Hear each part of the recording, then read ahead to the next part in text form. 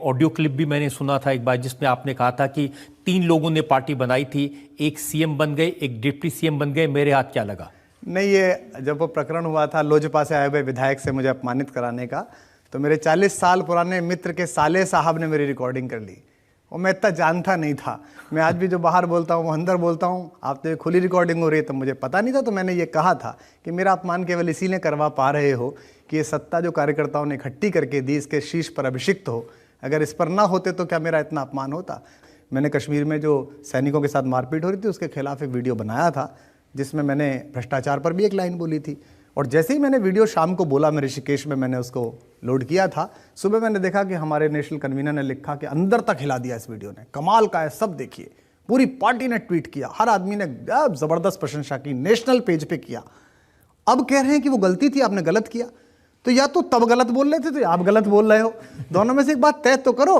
और मैंने तब भी कह दिया था, जब मुझसे कहा गया था इस पर माफ़ी मांगिए, मैंने कहा था कि पहले मेरे लिए देश है, फिर दल है, फिर नेता है, फिर कार्यकर्ता और आखिर में मैं हूँ। इसकी प्राथमिकता मैं बदलूंगा नहीं। मैंने ये देश के सैनिक के स्वाभिमान के लिए कहा था। और 200 साल बाद, 300 साल बाद अगर इतिहास में एक पन्ने पर एक लाइन भी मेरे लिए आई, तो इस वीडियो को देखकर लोग गर्व करेंगे वी द नेशन को कि कुमार विश्वास ने इसके कारण कुछ भी सहा, लेकिन इस स्टैंड से समझौता नहीं किया। और मैं आपकी अदालत दर्शकों को पिछली बार भरोसा देकर गया था, फिर भरोसा दे रहा हूँ।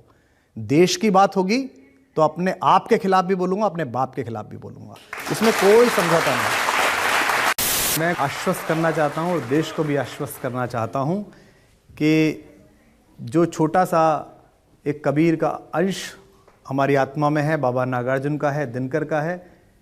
क्योंकि वे बोले दरबार सजाओ, वे बोले जयकार लगाओ, वे बोले हम जितना बोलें तुम केवल उतना दोहराओ। वाणी पर इतना अंकुश कैसे सहते, वाणी पर इतना अंकुश कैसे सहते, हम कबीर के वंशज चुप कैसे रहते, हम कबीर के वंशज चुप कैसे रहते। हमने कहा अभी मत बदलो, दुनिया की आशाएं हम हैं। वे बोले अब तो सत्ता की वरदाई भाषाएं हम हैं। हमने कहा व्यर्थ मत बोलो, गूंगों की भाषाएं हम हैं।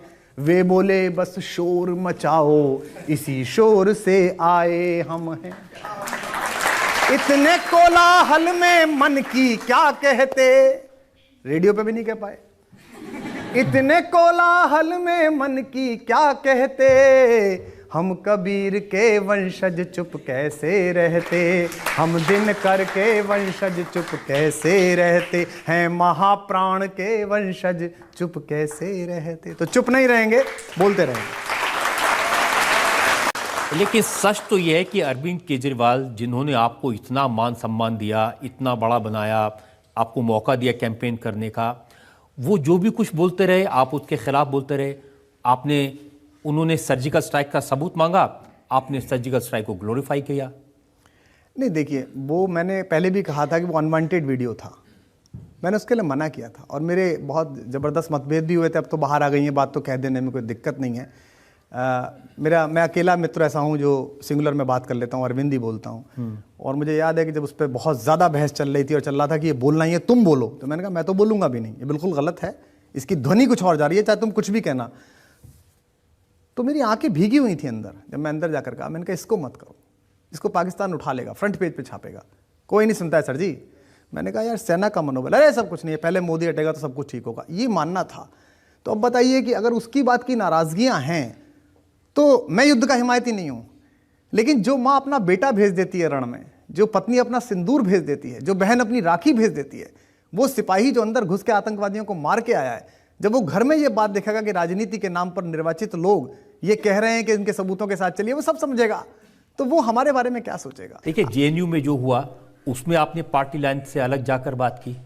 निश्चित रूप से जेएनयू में जिन्होंने नारे लगाए भारत तेरे टुकड़े होंगे, मैंने बर्दाश्त नहीं किया। जेएनयू की स्वायत्तता बची रहे, वो एक महनीय संस्थान है, वो एक बड़ी तक्षशिला है, उसकी पवित्रता बची रहे, इसके लिए भी मैं बोलूंगा। लेकिन वहां घुस के कोई भी लफंगा हिंदुस्तान के खिलाफ नारा लगा देगा और मैं चुप रह जाऊंगा, तो भाड़ में की सारी दुनियादारी में जोर से बोलूंगा और चिल्ला के बोलूंगा, इसमें क्या खराब बात है।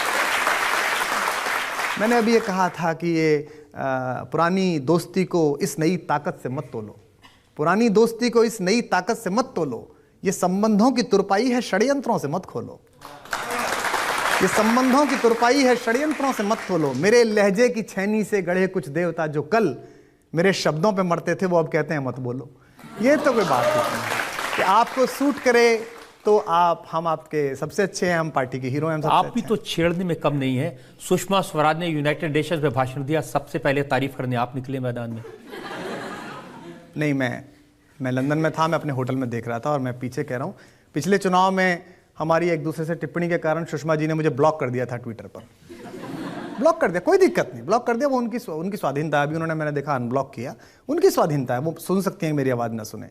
लेकिन जब वो बोली पाकिस्तान के आतंकवाद के खिलाफ, और विशेष रूप से जब वो हिंदी में बोली, प्रांजल हिंदी में, तो जिस माँ हिंदी ने ये सब दिया है, जिस माँ हिंदी ने इस योग्य बनाया कि देश की सबसे बड़ी अदालत में आकर बैठा हूँ, उसका इतना शानदार प्रयोग होते हुए हथियार के रूप में दुश्मन के खिलाफ, मैं गदगद ना हूं, मैं प्रशंसा ना करूं इसलिए कि पार्टी लाइन नहीं होगी, या इसलिए कि पार्टी से पूछूं लाइन से बाहर तो नहीं जा रहा हूं, तो लीक लीक तीनों चलें कायर कूद कपूत, बिना लीक तीनों चलें सायर सिंह सपूत।